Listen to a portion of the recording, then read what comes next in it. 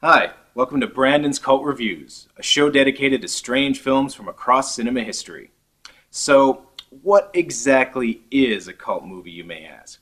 Well, that can mean everything from critically acclaimed award-winning movies that have a quirky edge, like A Clockwork Orange or Pulp Fiction, to movies that are so bad they only have a cult following because of how bad they are. Movies like... You are tearing me apart, Lisa! Yeah. Anyway, I figure what better way to start off a show dedicated to cult films than with Barbarella, Queen of the Galaxy.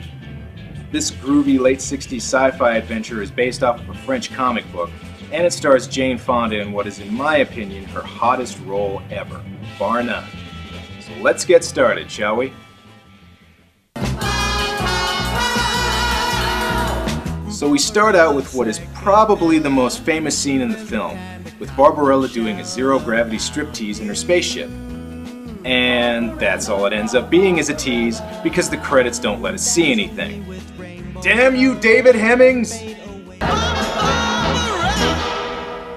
Stand by for a message from Dianthus, President of Earth and rotating Premier of the Sun System.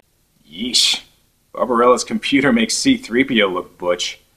Mr. President. Love. Love. Just a minute, I'll slip something on. Don't trouble yourself. This is an affair of state. Have you ever heard of a young scientist named Durand Durand? Mouth is alive, juice is like wine, and I'm hungry like the wolf. No, this Duran Duran is a scientist who's created a powerful weapon called the positronic ray, and has recently gone missing in a strange part of the galaxy. The President asked Barbarella to find him, since she's apparently the best person for the job. Besides, you're a 5-star, double-rated astronavigatrix. Whatever the hell that means. Anyway, the President sends her some weapons and a device that'll blink whenever she's near Duran Duran. By the way, I did not add that sound effect. Love. Love! Armed. Like a naked savage. Well, you're half right.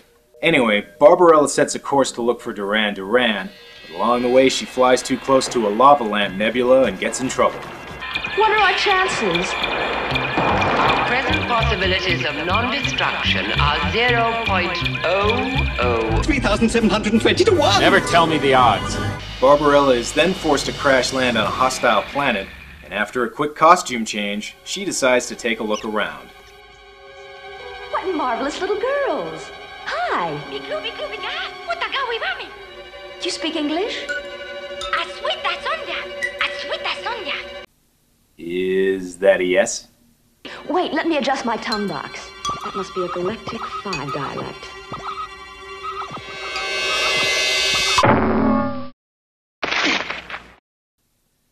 That sound effect I did add in. So the two girls take Barbarella for a ride on a manta ray sleigh, I guess, and bring her to a bunch of other creepy-looking kids. They tie her up and attack her with, I'm not even kidding, killer dolls. Run, Barbarella! They're slowly and awkwardly coming to get you! But before Barbarella can die one of the lamest deaths ever, she's rescued by some guy in a furry costume. Better adjust my tongue box. Look at the Beshina. Are you alright? How does he know it's working? Anyway, the guy in the Robin Williams costume gives her a lift back to her spaceship in his wind-powered sleigh thingy, but it turns out his intentions may not exactly be pure. I mean, if there's anything you need or that I can do, please tell me. Well, you could let me make love to you. I was thinking more like a gift certificate. Do you have any pills? Pills? Oh, never mind. I have some here. What is this pill? It's an exaltation transference pellet, of course. Well, on Earth, when our psychocardiogram readings are in harmony and we wish to make love, as you call it, we take an exaltation transference pellet. Oh, come on. So what, in the future the act of making love is reduced to just taking some pill? Like that would ever happen. Well, if you simply must insist, I guess so. But I can assure you there's really no point at all in doing it like this.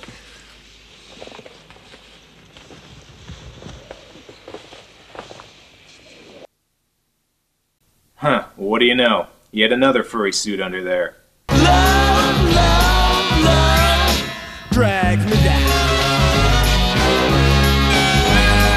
So after that intergalactic quickie, the hairy guy tells Barbarella that Duran Duran can be found in a city called Sogo. And after a quick costume change, Barbarella decides to fly there in her spaceship. By going under the ground. Interesting strategy.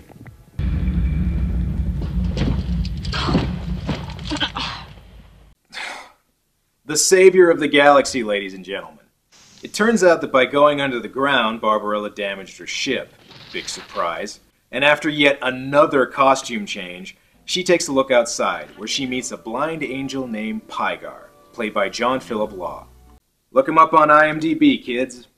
Pygar doesn't know where Duran Duran is, but he takes her to a guy called Professor Ping who may know where to find him. You are of female gender, are you not? Well, I can tell you're gonna be a lot of help. What kind of place is this? Well, now, that is Sogo, city of night, ruled by the great tyrant. And this is the labyrinth. Dance, magic dance. Dance, magic dance. Anyway, while Professor Ping fixes her spaceship, Barbarella decides that she can use Pygar to fly into Sogo. But first... La la la. Talk about touched by an angel.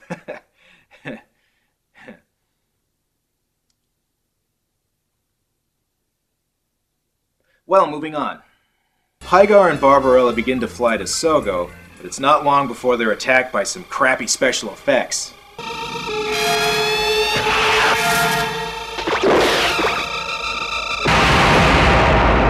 I got it. I got him! Great kid! Don't get cocky! You may have noticed that the special effects in this movie aren't very good. But to be fair, this movie was made back in 1968. I mean, name a movie from back then that does have good effects.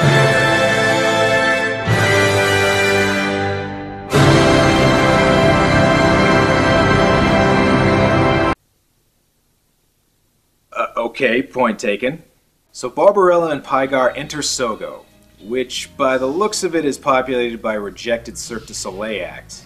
However, Pygar and Barbarella quickly get separated by some thugs. But before they can hurt her, Barbarella is saved by this person. Hello, pretty.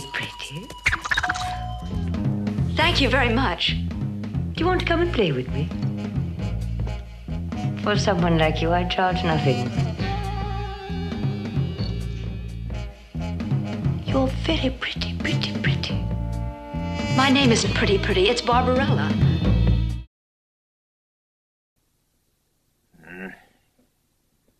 Barbarella finds Pygar again, but it's not long before they wander into another death trap known as the Matmos, a creature of living energy which runs under the whole city. I don't have a joke here, I just love that gasp. They get rescued by a guy called the Concierge, because, you know, God forbid they ever get out of a dangerous situation by themselves. The Concierge takes her to the Great Tyrant, who it turns out is the one-eyed lady from before. It also turns out the Great Tyrant has crucified Pygar for displeasing her. He has escaped the labyrinth. Crime. He has destroyed 12 of my black guards. Crime. And he dares to deprive me of a pleasure unique in Sogo. Crime. He also has an unpaid parking ticket. Barbarella tries to rescue Pygar, but because she's hopelessly incompetent, she gets thrown into yet another death trap. So it was a trick, was it? You should have saved your tricks for the birds, Your Majesty? Yes, the birds. The birds, give it to the birds. What's this? Are they gonna feed her to some giant monster birds or something? Nope. Instead, Barbarella gets thrown into a cage and almost killed by, get this, a bunch of killer parakeets. Yeah, and you thought the dolls were lame. Oh, if only she had a coat hanger with her. Use these two. Here you go.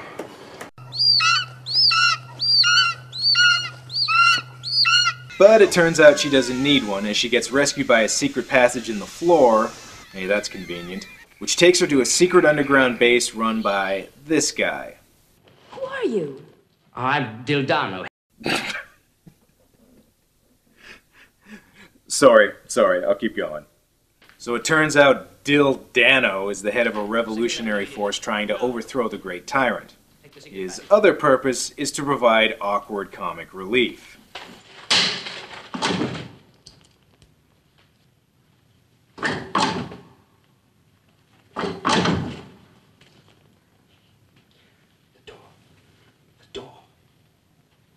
The door! Dildano offers to help Barbarella find Duran Duran in exchange for the use of her ship and weapons, as well as a certain other favor. Shall I tell you what I would like? I think I know. No, not like that. Like on Earth, on Earth, the pill. I have the pill. Not that I need it or anything. So after Dildano gets the pill, he and Barbarella do, well, this.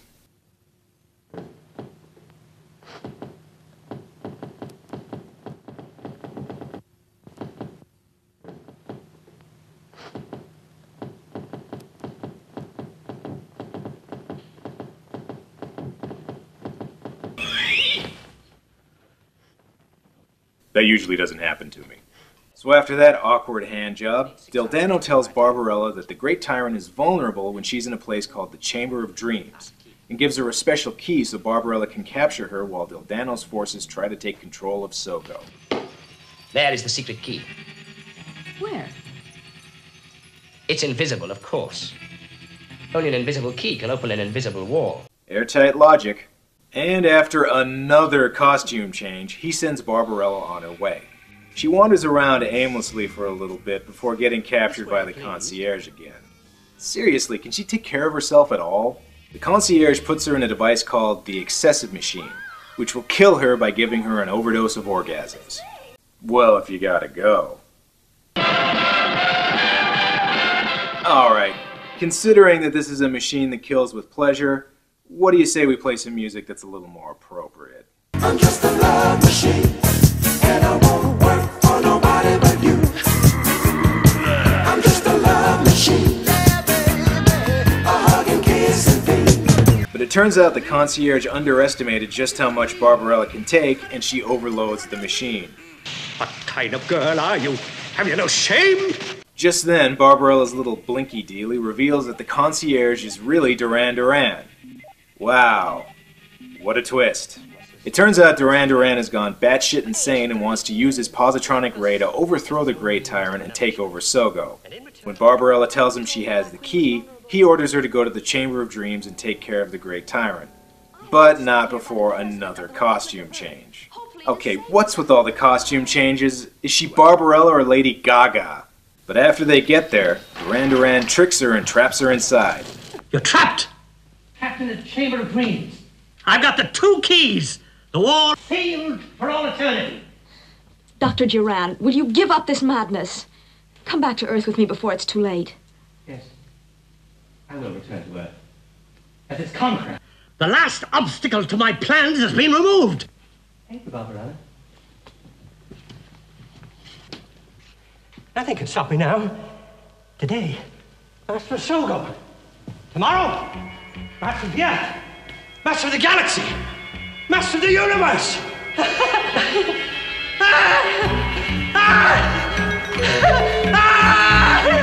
Yeah, you might want to work on your evil laugh a bit more there.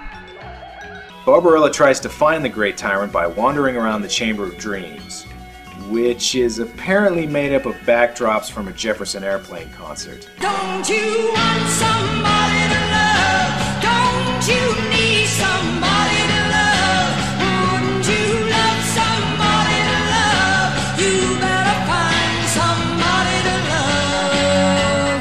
Wake Majesty! You must wake up! Your concierge is taking over the throne. We're locked in, Your Majesty. The key. He's stolen the key. We are doomed. Doomed!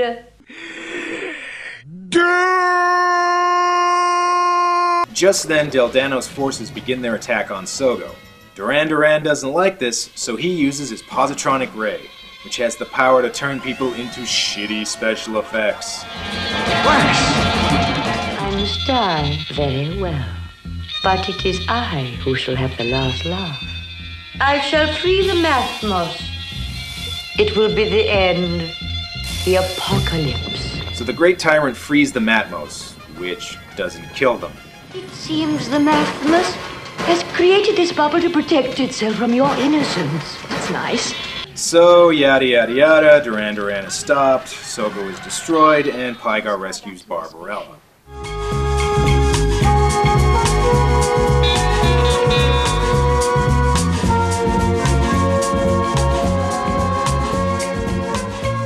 Pygar? What did you save her for after all the terrible things she's done to you? An angel has no memory. An angel has no memory. Who the hell are you two? And that's the end of Barbarella. So, how does the movie hold up after all these years? Not very well. But you know what? I kind of like this movie. Sure, it's cheesy and silly and dated as hell, but if you're in the right state of mind, and I think you know what state of mind that is, it's actually kind of fun. Well, that's all for now. Until next time. Barbarella, Barbarella, Barbarella, Barbarella.